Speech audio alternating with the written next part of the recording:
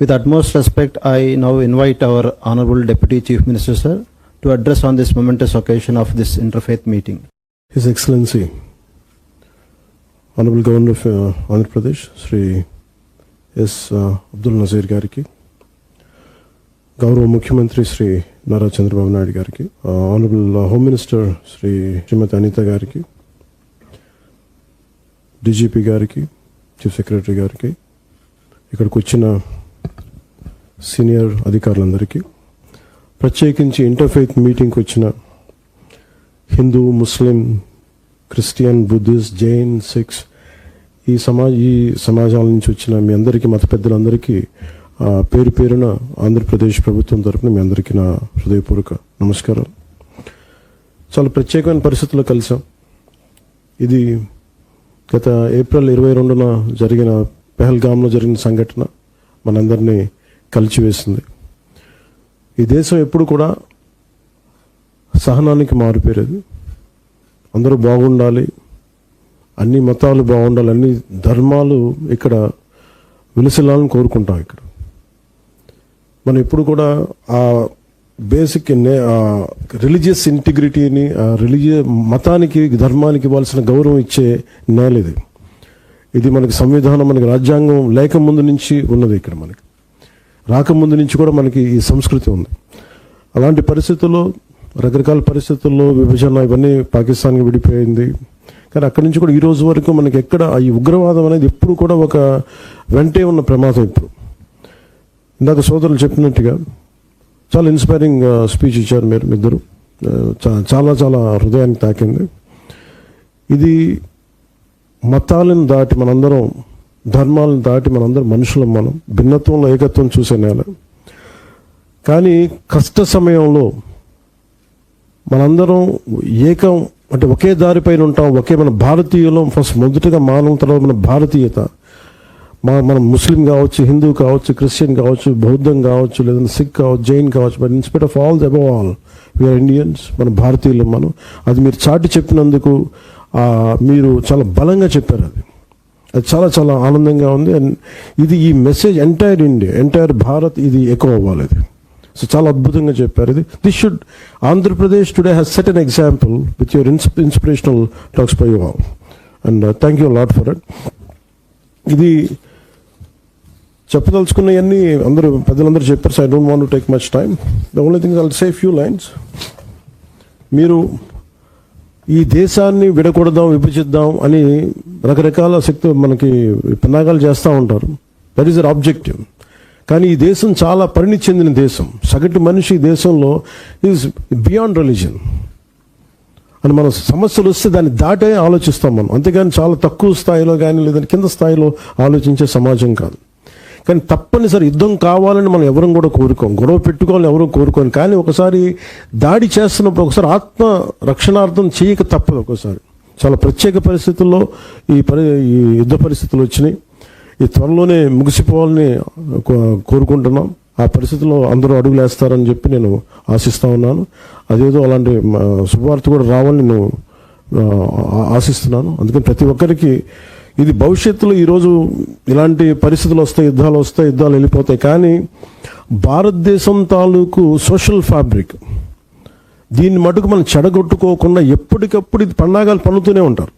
ఒక మాట అనేస్తారు, ఇది అనేస్తారు. కానీ వీటిని ఎప్పటికప్పుడు మనందరూ ఏకమయ్యి మన మతాల్లో కావచ్చు, మన పరిధిలో కావచ్చు, whether you are Muslim, Christian, Hindu, Sikh, Jain, Buddhist, somewhere we have to keep on reaching out to our own kith and kin, to our own communities.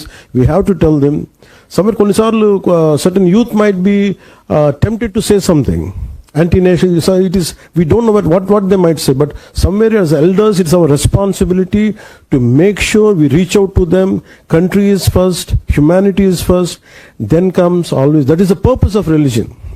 ఇందాక మీరు చెప్పినట్టుగా ఇస్లాం కానీ క్రిస్టియన్, ఎనీ మతం, ఇందాక మీరు చెప్పినట్టుగా ఇస్లాం కావచ్చు, హిందూ, మన భగవద్గీత కావచ్చు, ఏదైనా సరే, సిక్, జైనిజం, అన్ని బౌద్ధం కావచ్చు, ఏదైనా సరే first priority they give it to humanity. So అది ఒకసారి మనం we have to keep on reiterating, and we have to keep on stating it again and again till it becomes a part of our DNA. And I think in such difficult circumstances, thank you all for standing by our defense forces. In future, at present, in future also, I think we need your support, and we'll take it forward. And thank you a lot, and Jai Hind, sir. Andhra Pradesh के governor इज्जत माब और chief minister Chandrababu Naidu साहब, deputy CM पवन कल्याण साहब, home minister हमारी बहन सुनीता और police महकमा और सब आए हुए तमाम मजहब के अफराद, आप सबकी खिदमत में सलामती हो और सबको सुकून हो। मैं उर्दू में बोलूँगा, आप थोड़ा सा समझने की कोशिश करें। तो अभी मेरे भाई शुबली बात करे पड़ोसी देश, दायादी देश बोल के, मैं साफ बोलता हूँ पाकिस्तान। तो पूरी दुनिया में और स्पेशली हिंदुस्तान में लोग ये समझते हैं इस्लाम का ठेकेदार पाकिस्तान है। इस्लाम का कोई ठेकेदार नहीं पाकिस्तान। पाकिस्तान में जो इंस्टीट्यूट्स है वो यहाँ के ब्रांचेस है, और यहाँ बड़े बड़े इंस्टीट्यूट्स है। दारुल देवबंद जो पाकिस्तान का बहुत बड़ा फॉलोवर्स है, लेकिन दारुल देवबंद हिंदुस्तान में बना है। मज़ाहिरुल सहारनपुर, नदवतुल उलमा लखनऊ, बड़े बड़े इस्लामिक यूनिवर्सिटीज। हम लोग समझते हैं कि बहुत सारे लोग ये समझते हैं कि पाकिस्तान में मजहबी इंस्टीट्यूट है। नहीं, कोई मजहबी इंस्टीट्यूट नहीं है।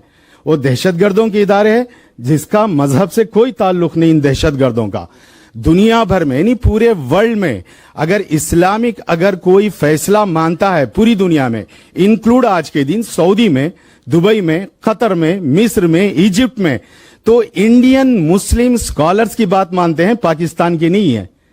ये हिंदुस्तान की खुसूसियत है। मैं एक वाकया आपको सुनाता हूं। एक मर्तबा राजीव गांधी के जमाने में राजीव गांधी एक जुमला बोले थे मुस्लिम स्कॉलर्स के सामने कि मैं एक फतवा इजिप्ट से मंगाऊंगा। तो उस वक्त जो हमारे स्कॉलर्स और कुछ एमपीज थे वो बोले, राजीव गांधी जी आप क्या समझते हैं, आप एक फतवा इजिप्ट से मंगाएंगे? यहां जो इंडिया में जो स्कॉलर्स है, ये स्कॉलर्स का फतवा तो इजिप्ट मानता है। ये स्कॉलर्स का फतवा इजिप्ट मानता है, सऊदी मानता है। तो पाकिस्तान का हमारे में इस स्टेज से हमारे chief minister, governor, deputy CM, इनसे पूरे देश को मैं ये बताना चाहता हूं, हिंदुस्तान का मुसलमान कदम ब कदम हिंदुस्तान के साथ है और कदम ब कदम हिंदुस्तान के साथ रहेगा। और ये मजहब है ही नहीं है। इसको इस लड़ाई में मैं मुस्लिम स्कॉलर से, मुस्लिम स्टूडेंट से, मुस्लिम यूनिवर्सिटी से मैं एक पैगाम देना चाहता हूं, इस कभी भी लड़ाई को देश की लड़ाई रखे, फौज की लड़ाई रखे, उसे कास्ट की लड़ाई ना बने, मजहब की लड़ाई ना बने, इस्लाम की लड़ाई ना बने। इस्लाम में किसी यानी कोई मुसलमान यानी मुस्लिम अंटे एवरू प्रवक्ता मोहम्मद सल्लल्लाहु अलैहि वसल्लम जिसकी जबान से, जिसके हाथ से दूसरों को तकलीफ ना हो, वो मुसलमान है। अब जो आकर घुस के लोगों को मारे, वो मुसलमान कैसे हो सकता? ये मुसलमान ही नहीं है, इसमें कोई गलतफहमी नहीं है।